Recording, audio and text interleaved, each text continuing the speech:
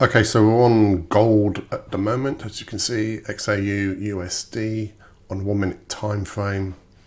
We put £200 on not so long ago, 2:47 time is 10 minutes ago. Okay, 25th of January, and up to 1094, which let's have a look here, 0.08. Yeah, so we used £217. And we've already doubled that, so that's 100%, and this is just scalping. So this is the buy line here. I take profit. I don't really bother with this, but for argument's sake, let's put it down here. Time to put a stop loss in. Let's put, so our minimum is 162. I like to have a trailing stop loss, so double click on it, hit trailing stop loss. This is C Trader, by the way, this platform. I don't really use MT4 because I don't think it's all that good.